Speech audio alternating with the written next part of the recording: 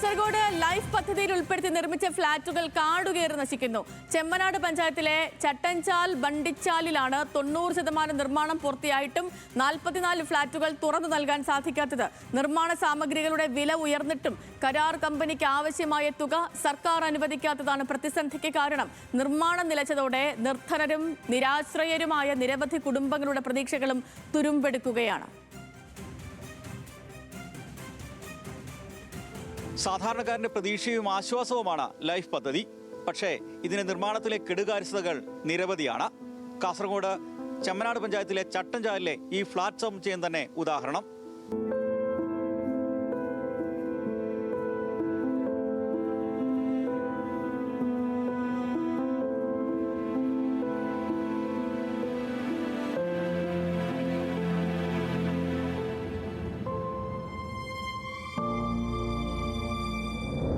സംസ്ഥാന സർക്കാരിന്റെ life mission പദ്ധതിയുടെ ഭാഗമായി ചെമ്മനാട് പഞ്ചായത്തിലെ ചട്ടഞ്ചാലിനടുത്ത ബെണ്ടിച്ചാൽ മൊട്ടയിലായിരുന്നു ഫ്ളാറ്റ് നിർമ്മിച്ചത്.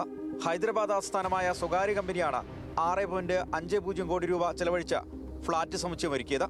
പരമ്പരാഗതമായ വീട് നിർമ്മാണ രീതികളിൽ നിന്ന് വ്യത്യസ്തമായി LGSF പ്രീഫാബ് എന്ന ആധുനിക സാങ്കേതികവിദ്യ ഉപയോഗിച്ചാണ് 50 സെന്റ് സ്ഥലത്ത് 4 നിലകളിലായി 511 ചതുരശ്ര അടി വിസ്തീർണമുള്ള 44 വ്യക്തിഗത ഫ്ളാറ്റുകൾ നിർമ്മിച്ചത്. GI കോട്ടിങ്ങുള്ള സ്റ്റീലാണ് നിർമ്മാണത്തിന് ഉപയോഗിച്ചത്. വെള്ളപ്പൊക്കം, ഭൂകമ്പം എന്നിവയെ അതിജീവിക്കുന്ന രീതിയിലായിരുന്നു നിർമ്മാണം. എന്നാൽ പുകൾപ്പറ്റ രീതിയിൽ നിർമ്മിച്ച ഫ്ളാറ്റിന്റെ ഇന്നത്തെ അവസ്ഥ സർക്കാർ സംവിധാനങ്ങളുടെ കെടുകാര്യസ്ഥതയുടെ മറ്റൊരു മാതൃക ഉദാഹരണം മാത്രം. ഇത് 10 വർഷത്തോളമായി ഇങ്ങനെ ഇത് കിടക്കുന്നത്. ഫുള്ള് ഈ തുരുമ്പിടിച്ച അവസ്ഥയിലാണ് ഇവിടെ കാണപ്പെടുന്നത്. അതിന് എന്ത് വഴി എന്നുള്ളത് ഞങ്ങൾക്ക് അറിയത്തില്ല. എത്രയും പെട്ടെന്ന് ഞങ്ങൾക്ക് ഫ്ലാറ്റ് അതാത് ഉടമസ്ഥയ്ക്ക് കൊടുക്കാനുള്ള ഒരു സംവിധാനം എങ്ങനെയെങ്കിലും ഉണ്ടാക്കണം എന്നുള്ളത് സർക്കാരിനോട് പറഞ്ഞിട്ടുണ്ട്. എന്നാൽ ഫ്ളാറ്റ് നിർമ്മാണത്തിനിടെ കോവിഡ് വ്യാപനകാലത്ത് കണക്കുകൂട്ടൽ തെറ്റിയെന്നും സ്റ്റീലിന്റെ ഉൾപ്പെടെ വില വലിയ തോതിൽ ഉയർന്നതുകൊണ്ട് നിർമ്മാണം വേണ്ട സമയത്ത് പൂർത്തീകരിക്കാൻ കഴിയുന്നില്ലെന്നും കമ്പനി അധികൃതർ പറഞ്ഞു. ഇതേ തുടർന്ന് കരാർ തുക പുതുക്കുന്നതുമായി ബന്ധപ്പെട്ട് കമ്പനി സർക്കാരിന് കത്ത് നൽകിയെങ്കിലും സർക്കാർ തുക വർദ്ധിപ്പിച്ച് നൽകിയില്ല. തുടർന്നാണ് 90% പണി പൂർത്തിയായ 44 ഫ്ളാറ്റുകളുടെ നിർമ്മാണവും നിലച്ച് ഇന്നത്തെ സ്ഥിതിയിലായത്. ഇനി എന്തെങ്കിലും രീതിയിൽ സർക്കാർ ഇടപെട്ട് ശരിയാക്കി കഴിഞ്ഞാലും ഇതിൻ്റെ നിർമ്മാണ രീതിയിൽ വന്ന അപാകത ഞങ്ങൾക്ക് വലിയ പേടിയുണ്ട്. കാരണം ഇത്രയും വലിയ കുടുംബങ്ങൾ ഇവിടെ വന്ന് താമസിക്കുമ്പോൾ ഒരുപാട് പ്രശ്നങ്ങൾ അതിനകത്തുണ്ട്. ഇപ്പം നിലവിൽ അതൊക്കെ പരിഹരിച്ചുകൊണ്ട് എത്രയും പെട്ടെന്ന് ഈ പുതിയ സർക്കാർ വന്നതിന് ശേഷം അവരെ ശ്രദ്ധയിൽ ഞങ്ങൾ പെടുത്തിയിട്ടുണ്ട്. MLA വഴി പറഞ്ഞിട്ടുണ്ട്.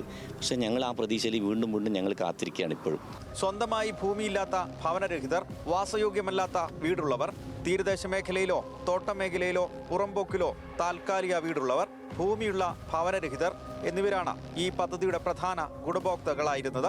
നേതാക്കൾ തെരഞ്ഞെടുപ്പ് കാലത്ത് വാഗ്ദാനമായി പറഞ്ഞ ജീവിതത്തിൽ രണ്ടറ്റം കൂട്ടിമുട്ടിക്കാൻ പാടുപെടുന്നവരുടെ എക്കാലത്തെയും ജീവിതാഭിലാഷമാണ് ഇങ്ങനെ പരിഹരിക്കാവുന്ന സാങ്കേതിക തടസ്സത്തിന്റെ പേരിൽ ഇല്ലാതാകുന്നത്.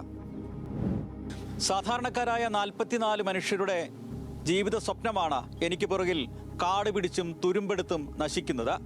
സാങ്കേതിക ന്യായങ്ങൾ ഒട്ടേറെ പറഞ്ഞ് ഈ സ്വപ്നമിനി തകർക്കരുത്. കാസർഗോഡ് ബെണ്ടിച്ചാലിൽ നിന്നും camera person Sanal എളമ്പച്ചിക്കൊപ്പം Ratheesh Vasthavan, news Malayalam.